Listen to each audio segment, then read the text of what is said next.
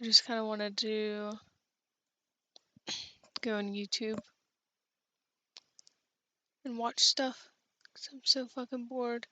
It's 2:30 a.m. What the fuck am I doing? Right, if I could just... Oh my god, that fucking scared the shit out of me. Oh my god, that was my gerbils. Holy shit.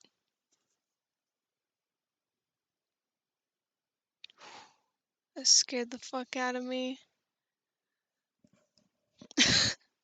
That's horrifying. Okay. Let me turn up volume. I think it's only fair if we start out with how to tell your ancestors were. Who your ancestors were. Hello and welcome to Fire of Learning. I'm Justin. Do you share the blood of a Roman emperor? Is Charlemagne your grandfather? Is Isaac Newton your great uncle? Probably Could not. you be distantly in line for a throne somewhere? I If hope you've not. ever wondered about your family tree, you may have wondered who all might be in it. Maybe some famous historical figures. Well, the answer may be somewhat surprising. In this video, we will look at the genealogy and demographics It's actually of not that kings leading surprising. northern America and Almost discuss everyone who is they were related to and what someone they who may is like be once and famous. how you can tell. So, let's get to it. Okay, I'm ready.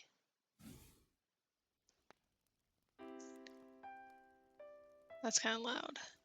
Fire of Before we Learning. begin, I would like to thank Tyler Teal, Guy Pithecus, Nikita Koba, Shaheen Gayasi, Martinas Nikolauskas, UCLA Jedi Knight, and Eric for being our most recent supporters Congrats. on Patreon. They join these supporters who make these videos possible. The vast majority of us can work out, at least vaguely, who our ancestors were and where they came from based on our biological I thought he was gonna just stop at most of us can work out and then just stop. family's physical features like hair, skin, and eye color, and where we currently live. Unless your surname was changed, it can reveal Oh my more. god!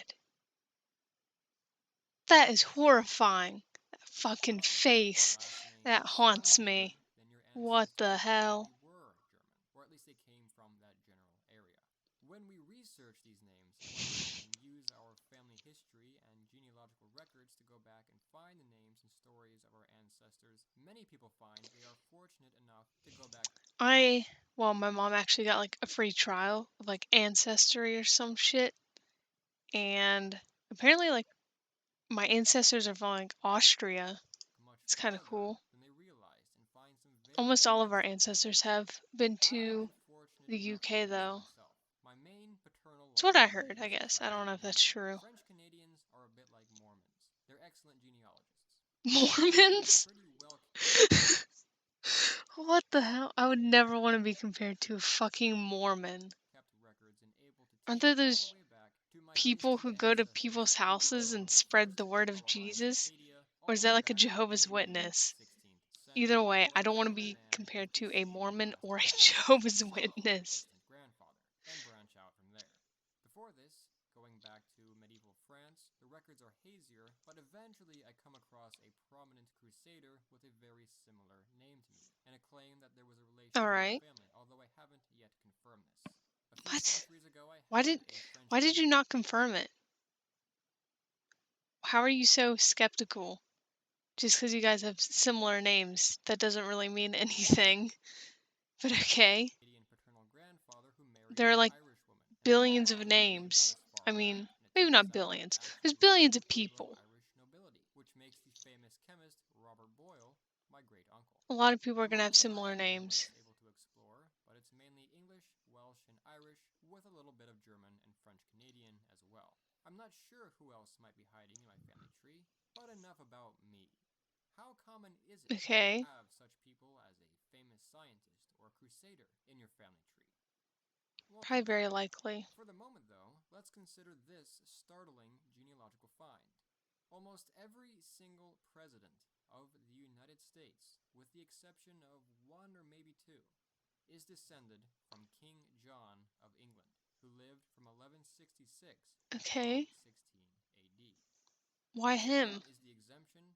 Well, believe it or not, it's not Obama. Obama is actually half white. His mother had English heritage, so I he's think white. that's pretty A obvious. side fact, most African Americans have some white ancestry, which links them to this discussion as well.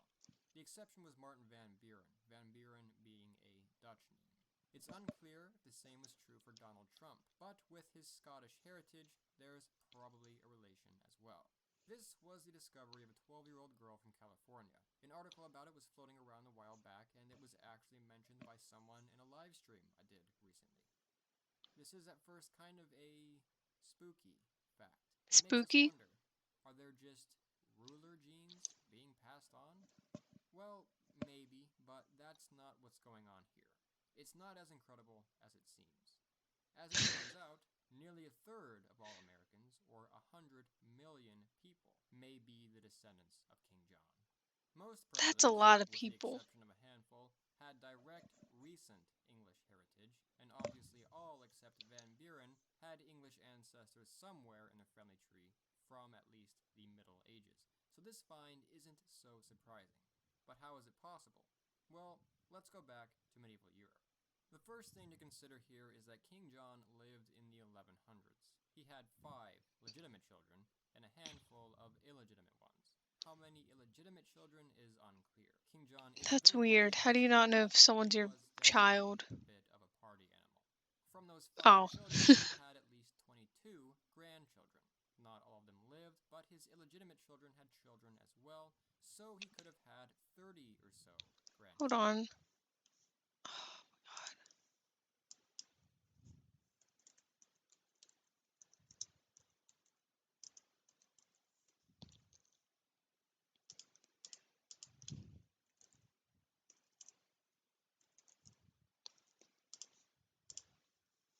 Okay. That's better. I forgot to Sounds correct. change the You could title and have stuff. this outside the main line, but you could be looking at 100 or so great grandkids, and so on and so forth. Why 100? The How? math isn't completely simple. What? You have to account for the fact that many children would have died, some would have joined the clergy or never reproduced, etc., Yeah. etc. But as each generation multiplies over the course of 750 or so years, eventually you end up with literally over 100 million people being descended from King John of England when you That's factor in the crazy. descendants he has walking around the rest of the world. I have English heritage on both sides of my family, so I'd take a wild guess and say I am one of those descendants as well. And the same may Just be true for guessing. you, depending on your heritage as well. Go All back even right. further, say 300 years back to the late 800s, to King Alfred the Great, who also had 5 children, and probably even more people alive today are descended from him. In fact, the Yeah. vast majority of people of European descent are likely related to Alfred and his contemporaries. It helps to understand this if you start Such a long somewhere nose. backwards. You have 2 immediate biological ancestors, your parents, and they each have 2 immediate ancestors as well. Their parents bringing you to 4. Their parents bring you to 8 and 16, then 32, 64, 128, 256, 512, Holy shit. 284, and then you have 2048 great great great great great great great great great grandparents 11 generations ago. Oh my Then god. add 5 generations, or somewhere in the ballpark of 750 years ago, Yeah, as I'm we just gonna give this a usually quick use like, I guess. 2000 as a 30-year period, I didn't and then really think add, about it like that. mathematically, That is a what lot of initially people. appears to be over 33 million That's such great wild. grandparents, although this isn't entirely accurate. A few more generations and you'll have a Okay. billion ancestors listed in a time when there weren't a billion people around in Europe. The solution to this riddle is that you would see the same people appear in your family tree multiple times. Yes, that Oh. is kind of what it sounds like. It was quite common for third cousins, for example, to often Ew. unknowingly marry and have children. This isn't actually Ew. incest, because the distance between Oh. third cousins is But far it still enough that the technically genes is. are fairly diluted. Although, interestingly, the genes are close enough to where we actually might be extra attracted to them.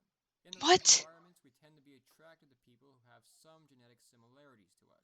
Not so much that we're risking the Ew. problems that come from This incest, is why I but don't enough date to where we get a people. little bit more of our Holy own genes shit. passed on to our offspring. But I Ew. suppose I Oh my digress. god, that's. However, even first cousin marriage across the planet was not Oh unheard of my until fairly god. recent. She looks like an incest baby. What the fuck? Oh my god, she looks like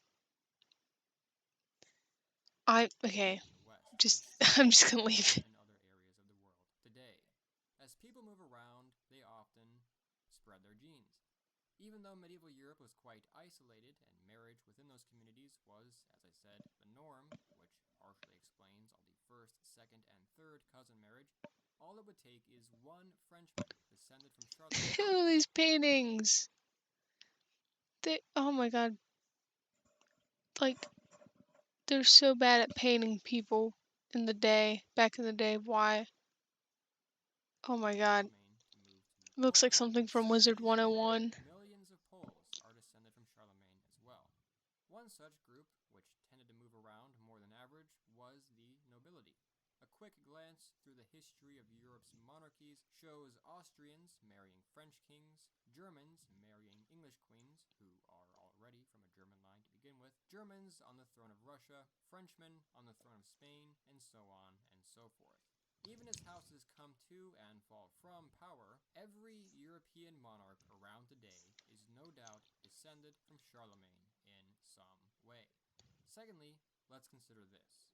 For most of Dude, the queen is literally on her last breath. How is she still alive? European history, the upper classes, She's often like almost 100, wealthy, isn't she? consistently outbred the lower classes, up until the Industrial Revolution, where the opposite has now become true. This was, of course, the case in the Middle East, India, East Asia, and societies like that as well. This means that, especially in periods of famine or diseases like the Black Death in the 14th century, the nobility had higher rates of survival and successful reproduction than the lower classes did. The wealthy typically had better access to food and water and lived outside cities and things like that, meaning recovery from disease and surviving famine was much more likely. You get the picture. There's a number of ways that this has been determined. One of which is the fact that noble last names have become more frequent over time. Names which were once held by, say, a royal Norman family in England, Mm-hmm. Got Clare, it, dude. Albert, or any name beginning with Fitz, are now much more common in the English-speaking world.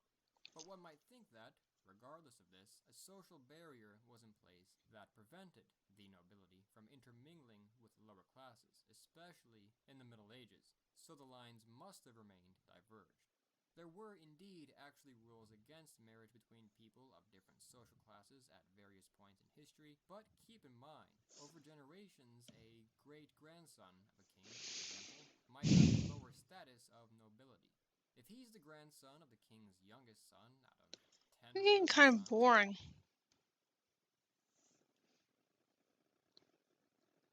Step aside, peasants. I descended from the first human who ever existed.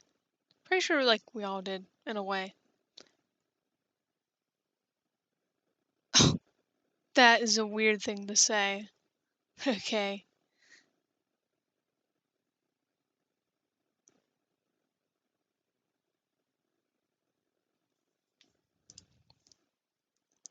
Let's see what else there is.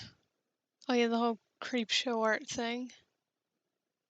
Yeah, I think I've watched enough videos about that.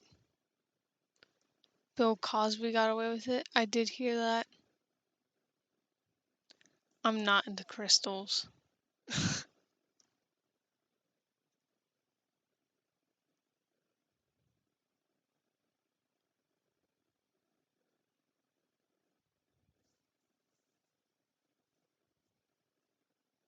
Pokemon gets heated at Mizkif for a second. look what Miz wrote at what Miz wrote on Cinderella's stream.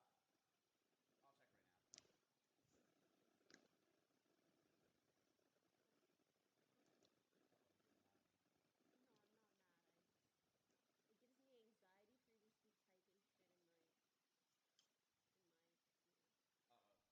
Uh-oh.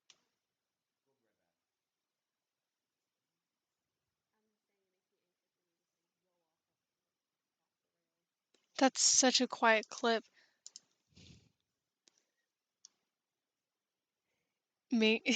Jasha and Minx being happy for 19 minutes.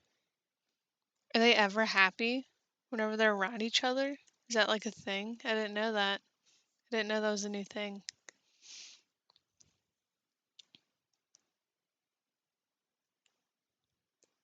Eating the wrong dish cost him 18 years of his life. It's from Brew.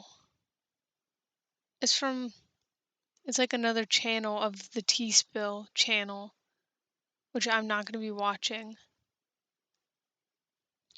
I spent a day with the CEO of YouTube. Why not? I like this guy. My He's name is cool. Anthony Padilla, and today I'll be spending a day with Susan Wojcicki, the CEO of YouTube, who began as one of Google's Wait. What? That's not her last name. Nobody knows how to pronounce her last name. You're a fake, you're a fraud. first employees. This is understandably a controversial subject for me to broach, but I'm going to do my best to address the issues that I, along with so Nobody many could ever get to her. Nobody could get through to her. I don't think so, at least. I don't know. I mean, I don't think anything's gonna change. We're just gonna have to live in suffering silence. many of you have, Well, while not me. I don't have any subscribers, so not me. also getting to know Susan better as a person. By the end of this video, we'll find out what becoming CEO and running this $170 billion company is really What? like, just how 170 billion? Okay, whatever. deep she gets into the drama and gossip that occurs on the platform, and YouTube's role in deplatforming its creators. Is holding the highest ranking position at one of the most culturally impactful platforms on the internet entirely rewarding? Or has the sheer amount of attacks and rage that Susan's endured as CEO made her want to avoid looking at the internet altogether? I don't even think she cares. Hello, Susan. Hello. Oh, oh my god. Do you remember the first time you heard about YouTube and what you thought of it? So I first heard about YouTube from the very, very beginning. I worked on a product that Google had before YouTube, which was called Google Video. For a variety of reasons, YouTube started growing in a very compelling way. And at the time, we lived in this world where there was only traditional media, and no one had really thought about like, could a normal person just Right. upload and become a star? And I realized there was a whole Back in the good new old days. wave of storytelling, and that's why I was such a strong advocate for Google to really invest here. That's so interesting that you were on that side of it, seeing that potential, while I was on the content creator side, seeing the potential of it. Their little slogan was broadcast yourself. And I was like, whoa, I can upload content. And I remember uploading our first video with Smosh, and then seeing feedback from people, like 12 comments, just blew my mind that people were there and ready to interact immediately. Seeing the old YouTube comments, like, oh god, it's so weird. What made you feel like you were the right person to take lead in this hugely influential platform? It was really, Larry Page, who is the founder of Google, who offered me that role, and I immediately knew that I had to decide right then and there. You had to decide within that conversation if you wanted to be CEO of YouTube? Within a second. What? It was an easy choice. She decided in a second? Like within one conversation? Maybe that's why. Maybe that's why the platform's shit. I knew. I was like, yes, I love YouTube. I think it's amazing. Were you even able to like think about the huge undertaking that you were about Such to a bad begin? decision, I No, think. I had no idea. In my opinion. I don't know what would happen if someone else became CEO though. It'd be weird. Future me can worry about that. How stressful is this job? You're trying to Very. appeal to the creators, the viewers, the advertisers, the investors, the lawmakers, like so many people at once. There are definitely stressful moments. Like, first of all, I've done this for a long time, and the fact that I have done it for so many years gives me some perspective on it, that whatever the issue is, I know that we can work through it. But I think what is really hard about this role is no matter what you do and how well the platform's doing and how well it's growing, you're always going to have a lot of constituents who are saying you're not doing enough of one or the other. I'm sure there's a couple commenters right now saying some things like that. I recognize Like there are me? so many creators and small businesses, and they're dependent on the decisions that we make. And I take that very seriously, and I want to do a good job. In the end, all these hard conversations, like the reason I love doing it is because of the stories that we hear about the impact it has. And that's why, at the end of the day, I'm committed. Is there anything that you do to prevent yourself from experiencing burnout? Well, for me, the biggest thing is to focus on what I'm excited about. I also need to have a break. I think that's one of the hardest things about this job is I could do this job 24 hours a day and it wouldn't be enough. No, there's always an email to respond to. No, it'll never be enough. The platform isn't going to fix itself overnight and by itself. There always is. I need to, at some point, to stop. Do you have time that you like schedule to put your phone down and just like get away from your work for a little bit? I mean, I schedule at the end of the day. I have to stop. Even if I'm not done, I have to stop. And Yeah. I have to get time to exercise and be outside and see friends and family. So you're telling me self-care is important? It's very important. It's amazing. The next morning, like usually I look at it, it's like, oh, that problem isn't so bad, and I just like power through it. Yeah. But at night, it looked like I'd never get through it. But with that said, there are certain elements to YouTube that make it very, very difficult to do that. Considering creators are competing with over 500 hours of content being uploaded to YouTube every single minute. Oh my God, that's crazy. An algorithm that's exhausting to keep up with. That's Are you aware of the ridiculous. burnout that this creates for creators? We actually looked across a large number of channels. I believe it was millions of channels over a 6-year period to understand what happened to creators' channels when they did take a break. And what we saw is that on average, their viewership and engagement was equal or greater when they returned. Really? Yes, really. We really want creators to know they can take a break. Do you think it's just kind of like this innate human behavior, this reaction to seeing success to kind of feel like, oh, I can't take a break, I need to continue this momentum? Or do you think it is something intrinsically designed within the YouTube platform that makes people feel like they have to continue going at full throttle nonstop? It is a competitive space. You know, the environment changes, culture changes very quickly. And so I don't know. On a real note, I was looking at the recommended. I really thought that was Call Me Carson for a second. And the 100 Dead YouTuber selfie miss. As it is to media. How many hours a week do you spend consuming content? I'm just gonna ignore that. I mean, I would probably watch YouTube at least an hour every day, just personally. That's me on a very low day. Like for me, it's probably like 3 hours. Yeah, I also do tend to watch a lot of YouTube. Usually just throughout the day, whenever I'm doing like everything, because I don't really have anything important to do, really. But I watch it for work. Usually those are like different kinds of videos. Sometimes they're like videos that are like something that's gone wrong. Many creators feel constant pressure to optimize every single aspect of their content with increasingly eye-catching titles and Oh thumbnails, God. as well as the pressure to keep viewers from clicking That on thumbnail. competing related Holy shit. videos that display alongside their content. Do you have any plans to ease this burden on creators?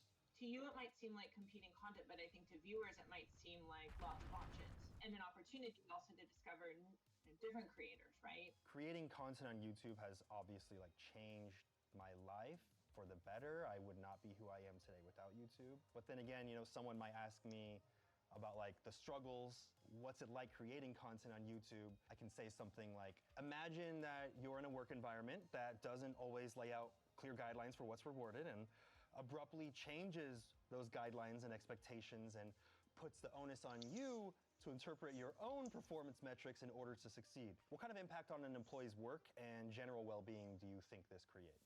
In some ways, all jobs have some amount of uncertainty in them. It's not always clearly laid out for you, and it can be competitive and difficult. But on YouTube specifically, like we want to communicate more with creators, and we have a huge initiative to try to make sure that we're doing everything we can for creators to understand our platform and understand how it works. Do you think there will ever be just one place where people know that they can always see a constant like Rolodex of updates so that it's easy to know what's going on? Well, we try to put it in YouTube Studio because that's the place that we know all creators are going to. Before we continue learning about the world of being the CEO of YouTube, if there's anyone in the comments right now angrily claiming that you, Susan, are the key reason that YouTube isn't the way they wish it were, what would you say to them? I'd like to thank the Oh my God, what a cliffhanger. and VFX artist Jacob Dalton for creating the coming up screen that you just witnessed, and also this incredible looping animation that is occurring right before your eyes. That is actually pretty cool. And enjoy. And of course, I'd also like to thank you for continuing to support me and giving me the opportunity to sit down with some... Did he get a haircut? I feel like his hair has changed. Oh wait, it's also in that thumbnail. Okay, never mind. I just haven't watched him in a while. Being open to this new format I've been experimenting with, just having one-on-one interviews, just a single guest per episode. Like I spent a day with Mia Khalifa, Corpse Husband, Dream, and even now, the CEO of YouTube herself. If you will, please take a look down at your subscribe button, see if you're subscribed.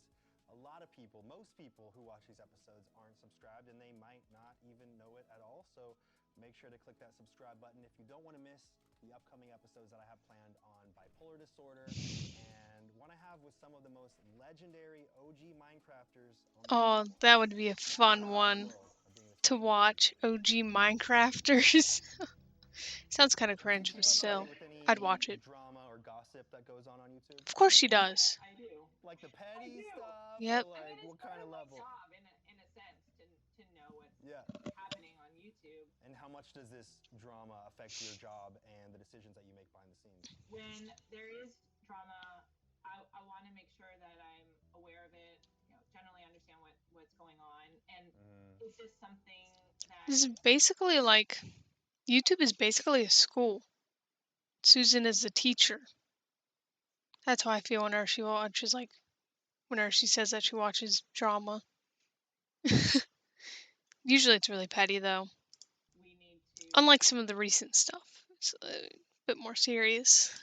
step in and to make sure that we're protecting the community? Or is there something that's missing in our policies that maybe isn't protected, like some kind of action, and the creators are upset and we need policy to deal with this going forward? So I'm really looking at it from that perspective. Many mental health professionals are beginning to link media trauma, including public humiliation, shaming, and misrepresentation campaigns with the intent of tarnishing another creator's reputation for personal gain and monetization. They're linking that with complex PTSD. Do you feel the way that the YouTube platform is designed inadvertently rewards and encourages this kind of behavior? We're working to discourage that. One of the things that we saw is that people were sometimes repeatedly attacking someone, but in a small way. So it'd be like every video, but it's just like a little. The one person doesn't feel like the one jab is contributing to this much bigger damage. That's why we actually then started to implement policy around that and have a variety of different steps, whether it's monetization or having a strike or losing the channel ultimately, because we don't want to see creator on creator harassment. I've seen more and more of that with certain sections of the site feeling like tabloids in a way, or like gossip sites where they become centers of attack to like drive people off the platform and almost deplatform them. We're trying to keep tabs on what's happening and making sure that we have the right policies in place to address that. And on the opposite side of that, does YouTube plan to deplatform creators based on allegations of illegal activities provided in videos uploaded to the platform? When we do see legal activity or there is clear proof of a crime, there certainly will be times it makes sense to remove them from the platform. These cases take many different forms, and some people are accused, but they're actually innocent, or they say they didn't do it, but then the very messy. Are guilty. So there could be many different examples of this. But yes, I mean, we're trying to make sure that we are not having any kind of like nexus or connection to illegal activity in terms of things that have happened on the platform. Yeah, and I can see that being really difficult to differentiate between the two, because like you said, sometimes there's false allegations that people make. Maybe someone does it just because they know it's going to get them views and make them money with ads, and then there's other people that are being genuine. So it's like, I feel like it's a very nuanced and difficult situation to be in, especially when people are putting that responsibility on YouTube to make all those decisions and to always know what's best. And people have this mob mentality where they say, we all think this is true, so it might as well be true, and you should act as if it's true. That's not a good way to think, definitely. Try to go on all the facts, not who's saying what about what, but what are the facts of the case and what's the right thing for the overall community. Why do you feel it makes sense to allow edgier or even straight up lewd content to remain fully monetizable, even allowing it to sit at the top of YouTube's trending tab Oh my god. if it's in the form of a music video, while What the fuck? demonetizing or blacklisting the same type of content otherwise? Advertisers have decisions about where their dollars go. They're spending money with YouTube, and if we put them on a video that they don't like they're gonna pull spend from that creator going forward, and they may pull spend from a lot of other creators, and they might pull it from all of YouTube. There is a lot more tolerance from the advertising community to be on music videos when they're the best Mm. selling video, when you have really popular music, that's like Oh, so they don't care if it's making them a lot of money. That's very good to know. established and everybody's singing it and it's very So it's popular more so music. the advertiser that decides, I want to be on this lewd content because it's popular. You can't say like, Mhm. hey, you need to be on this creator, like, or or what, or we're gonna Yeah. like take away all your spend. They'll be like, okay, fine, I'll Yeah. wait. Advertisers will literally choose, like, they'll have a whitelist and they'll have people in their Mm-hmm. department and they will say, these are the videos we What? want to run on, and they just That's hand us a whitelist. Is wild. anyone in the comments right now angrily claiming that you, Susan, are the key reason that YouTube isn't the way they wish it were? What would you say to them? It's much more complicated. It's not just me. You're Yeah, I like, kind there's of someone did else figure it behind was it. more Okay, you give complicated. me responsibility for everything, but it has to do with the fact we want to enable as many creators. We want them to have monetization. But a lot of times these issues are much more complex than people understand. That maybe the Yeah. changes that we implemented, for example, are due to regulation, or they're due because these changes we've done will enable more advertisers to come and spend more revenue with YouTube creators. It's not like I just made a decision by myself and then was like, You're oh not no, sitting I'm in a not going to enable control room this. flipping switches and saying, yes, No, turn this on. No, turn that off. no. We want to have as much free expression as possible. How do you feel about people specifically targeting you with these things? Like when I posted the community tab post asking people to submit questions for this, many people were like specifically attacking you in some way. How do you feel when you receive those attacks? Do you just kind of brush it off? It's hard, and it is much more complex than people realize. I mean, sure, if I could just like wave a magic wand and make everybody happy, I would. Do you try not to read those comments, or do they just brush off your back? Do any of them get to you? Look, at the end of the day, I do it because I believe in the value that YouTube's creating, and even Right. though there's some people who are angry, and I also try to make sure that I'm listening, and I'm hearing them, and I, the demonetization, what was it, the ad apocalypse, right? Adpocalypse. Just want to say, you got to say it perfectly, or people are gonna roast. Yes, tell me. Adpocalypse. Adpocalypse. There you go. I mean, honestly, it's not a word I said a lot. I read it, and that was a period of time where it was really hard. It Yeah. was so hard, and like everyone was yelling at us. I mean, the I can creators were yelling imagine. at us, our advertisers were yelling at us, internally people were yelling at us. I'm sure you had some prime ministers yelling at you somewhere. It was a really hard time. I'll just leave it at that.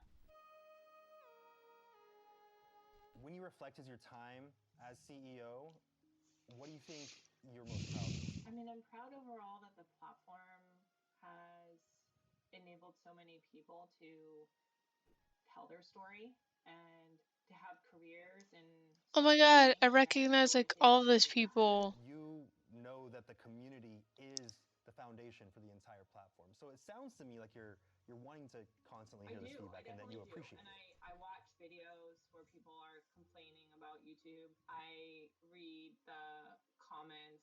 I am on Twitter. There you go. Leave some comments below and Susan will read them. Maybe? I read through them, and when it's something that I think we need to change, I'll send it to our team, and I'll send it, say, hey, like, I saw this video, you should watch it, and I find gaps in our what we do, and I try to fix it. It is easy to overlook things YouTube just because needs like a you whole obviously new are not an makeover. average user in the sense that you're not on the site 10 hours a day like some Well, people I are. do have things I need to You do. can't be, of course. I mean, I wouldn't be doing my job if I was on Yeah. YouTube 10 hours a day. I have to do things. You're like, I just consume YouTube now. I don't even manage it I anymore. wouldn't be doing my job. What do you think is the biggest misconception about you? There are, issues that I just don't want to fix. A lot of times there are much deeper, and they're more complicated. You criticized us on our monetization around sexual content. I personally feel these topics and the people affected by their discussions are extremely important, despite YouTube's advertisers blacklisting. Oh my god, hey, that's me. Look, I spent a day with asexuals. Oh my god, that's so cool. Perspective, having conversations that I feel could be incredibly impactful and helpful for many people, but yet YouTube sees the word sex and says this can't happen. Even though I'm like, there's a YouTube for kids out there. Like, this is YouTube. This is standard YouTube. This is okay for this side of YouTube. And one of them was around monetization. In it, you're like, oh, well, YouTube has made this decision. Videos discussing anything sexual, whether it be for educational purposes or journalism, are almost always demonetized by YouTube. Advertisers may not necessarily choose to associate their brand with that content. I mean, so it's not necessarily YouTube's decision, but I will say that like our goal is to try to, continue to work on the advertiser community to understand like, what can work for them and why.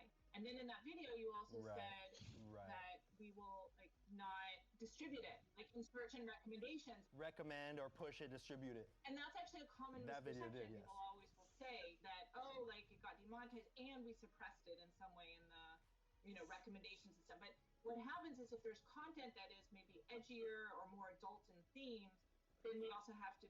It's not necessarily that we are trying to like, suppress it. It's that we may need to be just more careful because it's a more of an adult type of content. In reality, things are just much more complicated. There are many aspects about why we're making the decisions that we are. So you're telling me there's nuance. All right, you got 5 seconds to shout out or promote anything you want directly into camera. Go. Thank you to all the creators for all your incredible work. Wow, that was a really good video. In the best way I can. Subscribe to Even though I spaced out for a bit of it. Let's see. Why Chick-fil-A is successful? It's actually very, very simple answer. Chick-fil-A is good.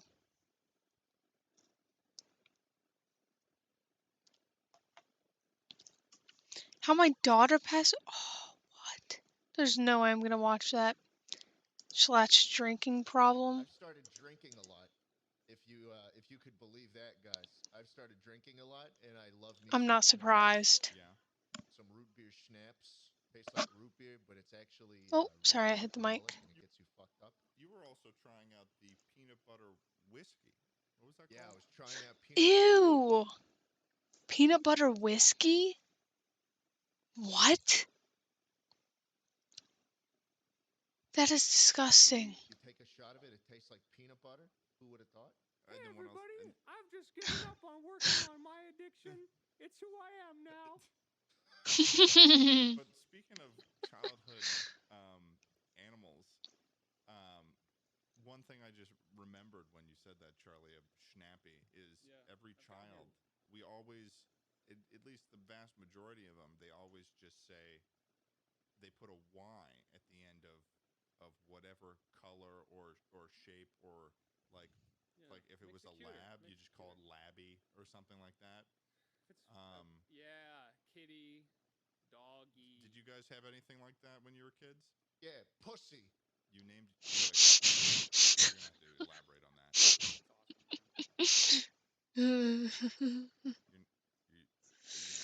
That wasn't funny. I did not laugh. Hey, Schlatt? Hey, you crying? What happened? Now Schlatt is crying. That would make me laugh. What changed? Something in the air? Is it allergies? Must be. What's going on with Listen, you? man, I'm No, sorry. guys, I'm good. I'm good. No, He lost his pussy.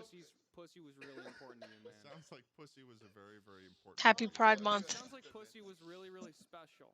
Schlatt, it seems like you really care about pussy. It seems like pussy was part of you, and you were part of pussy. I get it. Schlatt, there's always still gonna be A pussy out there. a bit of for all pussy us. in you. There's a bit Flushing that pussy. In him? Watching What? it swirl around. What did he say? Was pussy a Watching him fish? fucking watching him. All right, man. Pussy was a fish, yes. Hey, you know what, Schlatt? You know what, Schlatt? Your pussy. Yeah. Charlie, so your animal was Schnappy, you say, right? Well, yeah, well, Schnappy... Was that a real animal? No, Schnappy is a stuffed turtle that I was holding up to the camera, and he's a hand puppet, and I was using my beloved stuffed animal to talk about his alcoholism. His rampant alcoholism. When I was a kid, I had two dogs, Wolfgang and Constanza. I think I've... What? You did not name those dogs Wolfgang and Castana. No, that didn't happen. Fake story. Yeah, and now I I've remember got. those weird ass names. Yeah, I was like, I feel when like I you heard would Wolfgang, I was remember. like, oh right, yeah, he's got his Totally. the dogs that in a past life were once dukes. Yeah, and then after that, I've had Chloe for a while, and now here I've got Mochi and Fern, the two little rat bastards who run around. Ew. They've gotten a little more cocky with me lately. Yeah. They're Yeah, probably but small white and dogs. Mochi's new thing is she used to be scared of me, but now that she knows that I'm not gonna swoop her up like a falcon or equivalent Are you sure about bird that? of prey, she looks at me and screams until I give her carrots. So that's This my is What? Mochi? Carrots? This is Mochi. Yeah, she fucking. She's taken up nunchucks recently, which makes me even more worried. It's weird because I don't know how she bought the gun. Like by all accounts, she was a guinea pig, but It is she'll do weird shit too. Like I will 3:10 a.m. pick her up and give her treats, and what she does as soon as she's done with the treat, she will like slowly approach the softest part of my hand and begin to open her mouth, like and What? she will Slowly? like she'll like slowly nibble on it like where's the rest or I'm gonna draw blood. She is. I think the most important Either part or. is the way that she managed to get a signature from like the chief of police in order to get a gun license. Yeah, the background check part would have been really interesting Dude, too. I called them too.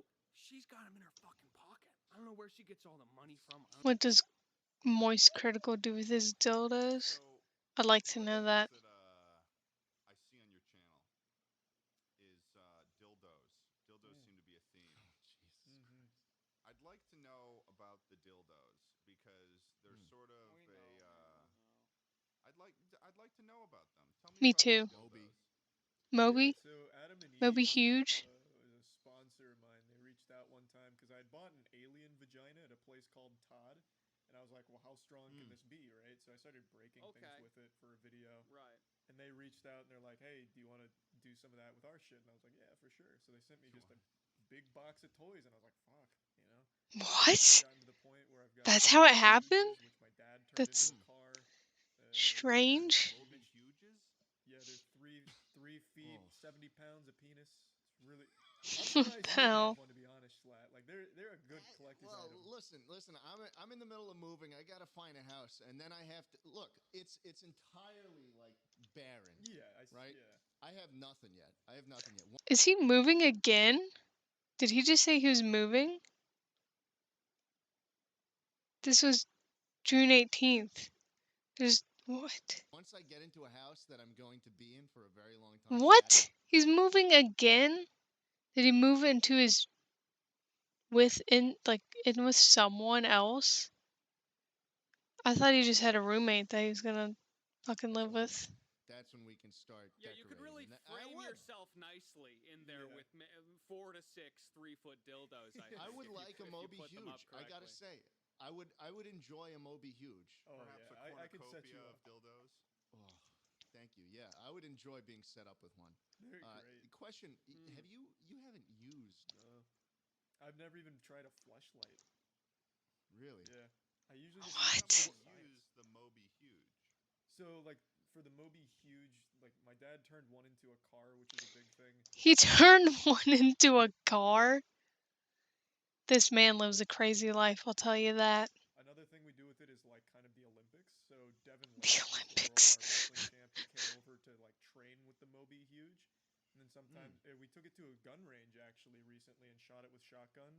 And Oh my god. It didn't destroy the Moby Huge. It's that thick. I didn't think it would. Shot it with slugs, shot it with a buckshot, nothing. Couldn't penetrate. Wow. Pretty girthy, huh? That's pretty crazy. Has tried the Moby Huge?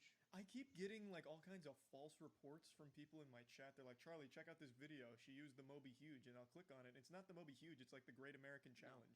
So it's That's not like what you jack off with a gun. It's not a sex toy. It's a fucking weapon. Yeah, you know what I mean. Right? You would die if you tried to genuinely use the Moby Huge. You would die. A weapon of ass destruction. Absolutely. It would split you in half. That video would end up among the ranks of like two girls. It would be on Live Leak.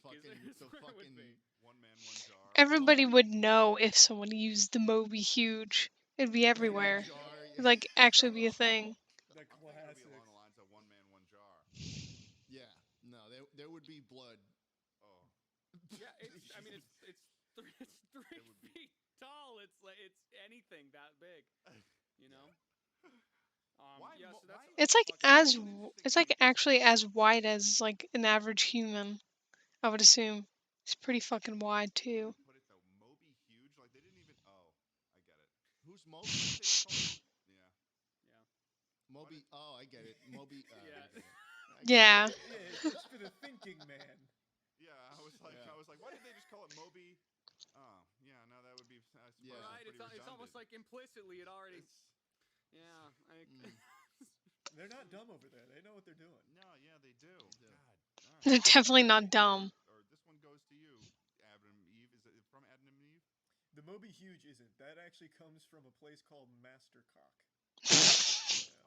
Of course it does. Of course it comes from Mastercock. Why wouldn't it? Right? What other models does Mastercock produce? They have, well, they've got some real wacky products. They have what is it? Do indulge. They have like a big vertical dick, so it's kind of like a half pipe for skateboarding. It comes like this. What? It's up to like 2.5 feet, so it's like a junior model. Like if you're training. If you're training. Different colors. For what? Glossy with no veins. Like they have a lot. What?